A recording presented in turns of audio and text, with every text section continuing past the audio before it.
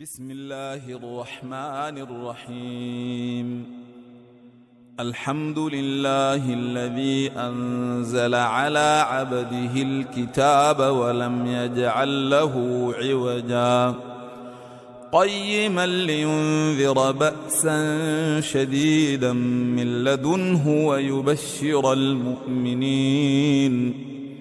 ويبشر المؤمنين الذين يعملون الصالحات أن لهم أجرا حسنا ماكثين فيه أبدا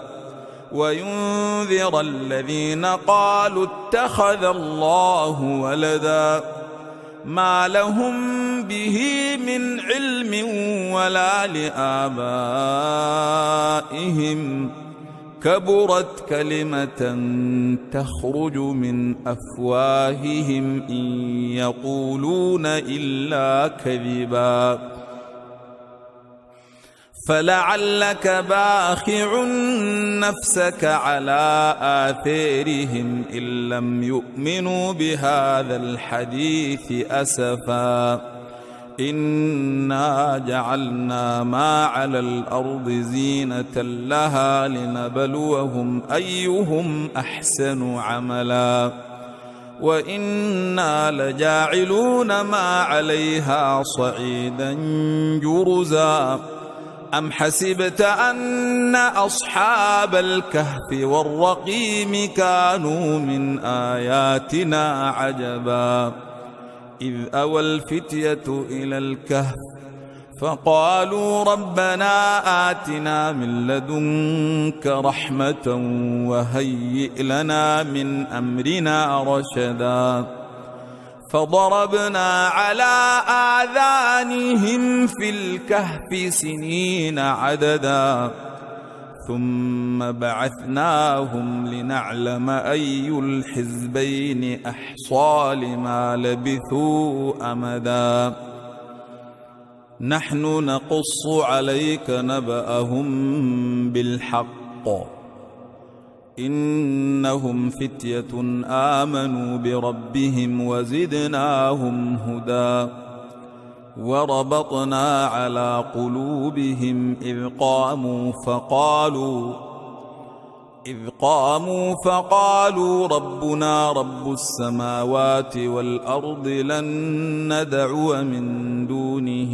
إلها لقد قلنا إذا شططا هؤلاء قومنا اتخذوا من دونه آلهة لولا يأتون عليهم بسلطان بين فمن أظلم ممن افترى على الله كذبا وإذ اعتزلتموهم وما يعبدون إلا الله فأووا إلى الكهف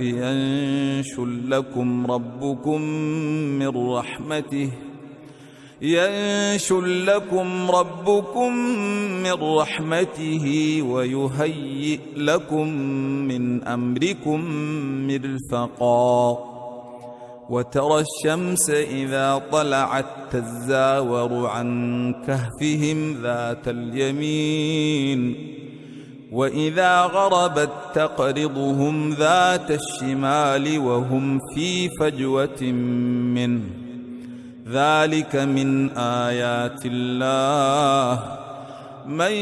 يهد الله فهو المهتد ومن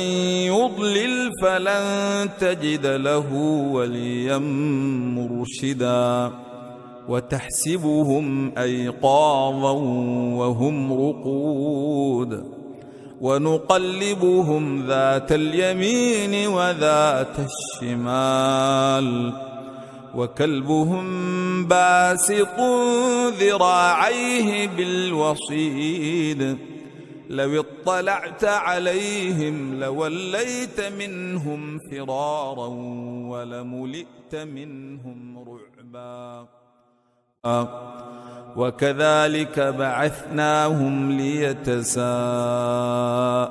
بينهم قال قائل منهم منهم كم لبثتم قالوا لبثنا يوما أو بعض يوم قالوا ربكم أعلم بما لبثتم فابعثوا أحدكم بورقكم هذه إلى المدينة فلينظر أيها أزكى طعاما فليأتكم برزق منه وليتلطف ولا يشعرن بكم أحدا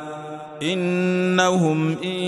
يظهروا عليكم يرجموكم أو يعيدوكم في ملتهم ولن تفلحوا إذا أبدا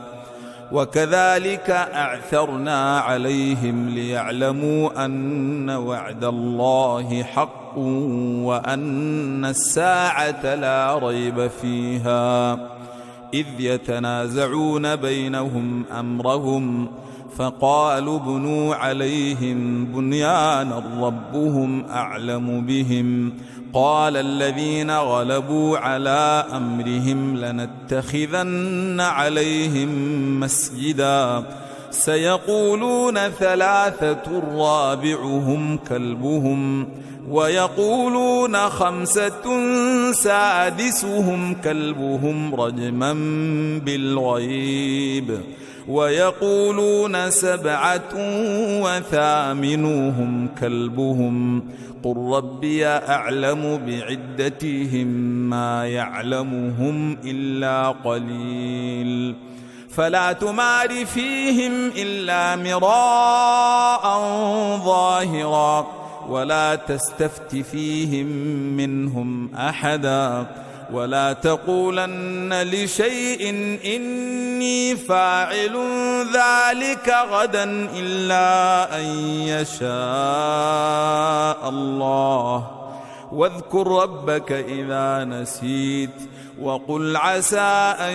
يهديني ربي لأقرب من هذا رشدا ولبثوا في كهفهم 300 سنين وازدادوا 9 قل الله أعلم بما لبثوا له غيب السماوات والأرض أبصر به وأسمع ما لهم من دونه من ولي ولا يشرك في حكمه أحدا واتل ما أوحي إليك من كتاب ربك لا مبدل لكلماته ولن تجد من دونه ملتحدا واصبر نفسك مع الذين يدعون ربهم بالغداة والعشي يريدون وجهه ولا تعد عيناك عنهم تريد زينة الحياة الدنيا ولا تطع من أغفلنا قلبه عن ذكرنا واتبع هواه وكان أمره فرطا وقل الحق من ربكم فمن شاء فليؤمن ومن شاء فليكفر إنا أعتدنا للظالمين نارا أحاط بهم سرادقها وإن يستغيثوا يغاثوا بماء كالمهل يشوي الوجوه بئس الشراب وساءت مرتفقا إن الذين آمنوا وعملوا الصالحات إنا لا نضيع أجر من أحسن عملا أولئك لهم جنات عدن تجري من تحتهم الأنهار يحلون فيها من أساور من ذهب ويلبسون ثيابا خضرا من سندس واستبرق متكئين فيها على الأرائك نعم الثواب وحسنت مرتفقا. واضرب لهم مثل الرجلين جعلنا لأحدهما جنتين من أعناب وحففناهما بنخل وجعلنا بينهما زرعا كلتا الجنتين آتت أكلها ولم تظلم منه شيئا وفجرنا خلالهما نهرا وكان له ثمر فقال لصاحبه وهو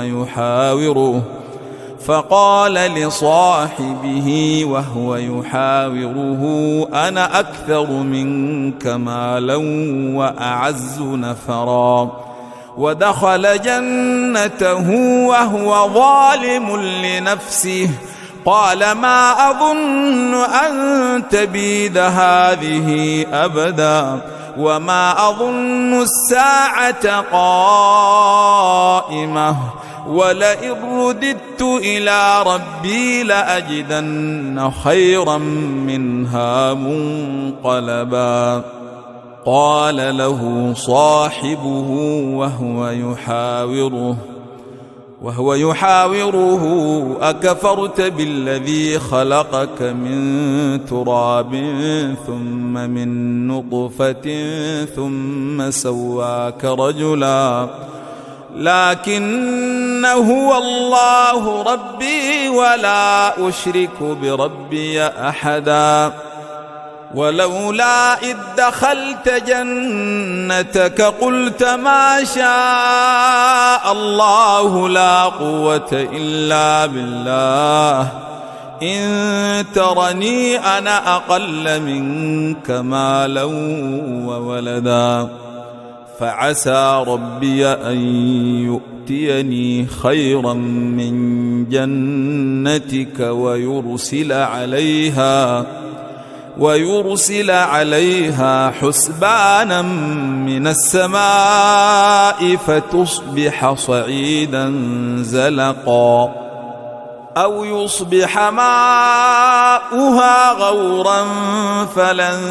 تستطيع له طلبا وأحيط بثمره فأصبح يقلب كفيه على ما أنفق فيها وهي خاوية على عروشها ويقول يا ليتني لم أشرك بربي أحدا ولم تكن له فئة ينصرونه من دون الله وما كان منتصرا هنالك الولاية لله الحق هو خير ثوابا وخير عقبا. واضرب لهم مثل الحياة الدنيا كماء أنزلناه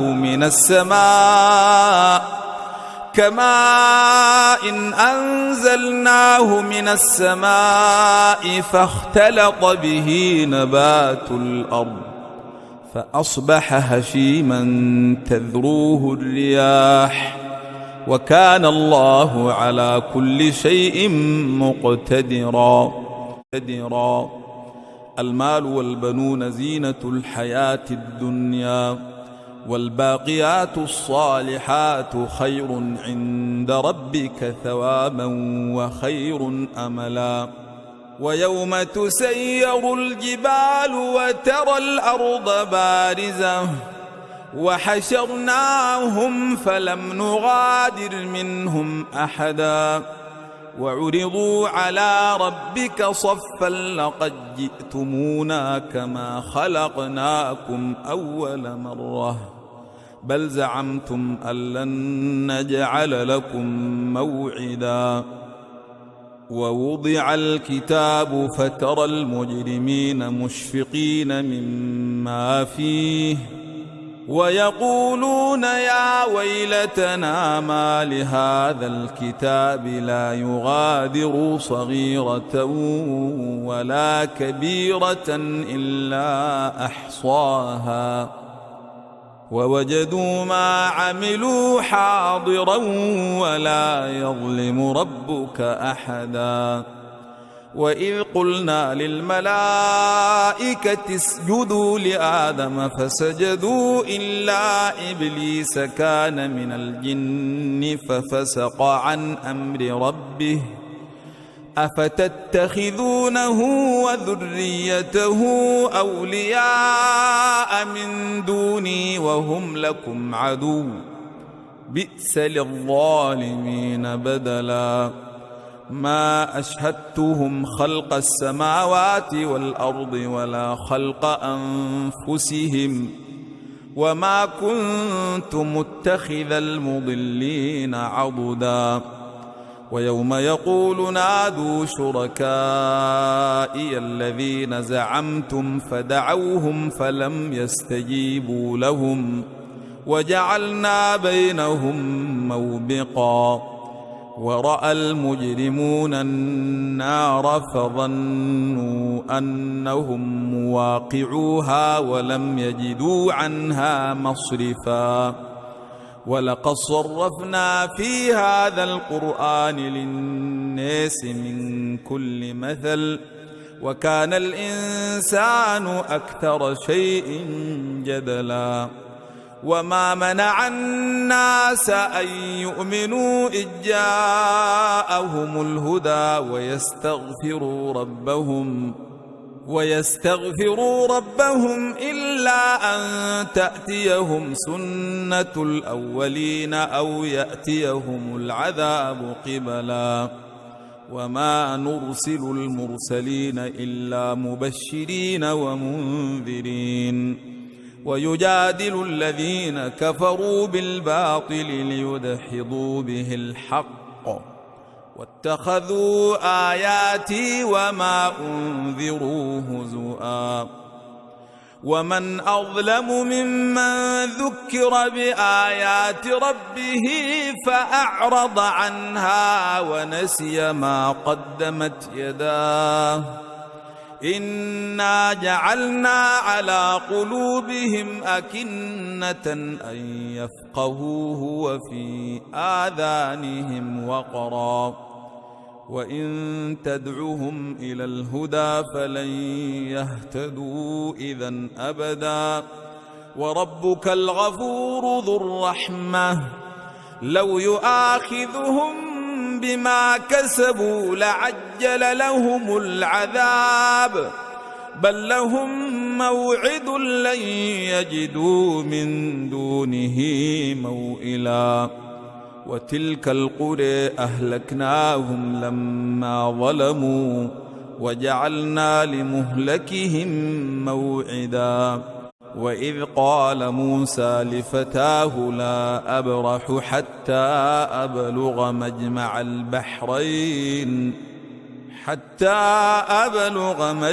البحرين أو أمضي حقبا فلما بلغا مجمع بينهما نسيا حوتهما فاتخذ سبيله في البحر سربا فلما جاوزا قال لفتاه آتنا غداءنا لقد لقينا من سفرنا هذا نصبا قال أرأيت إذ أوينا إلى الصخرة فإني نسيت الحوت وما أنسانيه إلا الشيطان أن أذكره واتخذ سبيله في البحر عجبا قال ذلك ما كنا نبغي فارتدا على آثارهما قصصا فوجدا عبدا من عبادنا آتيناه رحمة من عندنا وعلمناه من لدنا علما قال له موسى هل أتبعك على أن تعلمني مما علمت رشدا قال إنك لن تستطيع معي صبرا وكيف تصبر على ما لم تحط به خبرا قال ستجدني إن شاء الله صابرا ولا أعصي لك أمرا قال فإن اتبعتني فلا تسألني عن شيء حتى أحدث لك منه ذكرا فانطلقا حتى إذا ركبا في السفينة خرقها قال أخرقتها لتغرق أهلها لقد جئت شيئا إمرا قال ألم أقل إنك لن تستطيع معي صبرا قال لا تؤاخذني بما نسيت ولا ترهقني من أمري عسرا فانطلقا حتى إذا لقيا غلاما فقتله قال أقتلت نفسا زاكية بغير نفس لقد جئت شيئا نكرا قال ألم أقل لك إنك لن تستطيع معي صبرا قال إن سألتك عن شيء بعدها فلا تصاحبني قد بلغت من لدني عذرا فانطلقا حتى إذا أتيا أهل قرية استطعما أهلها فأبوا أن يضيفوهما فوجدا فيها جدارا يريد أن ينقض فأقامه قال لو شئت لاتخذت عليه أجرا قال هذا فراق بيني وبينك سأنبئك بتأويل ما لم تستطع عليه صبرا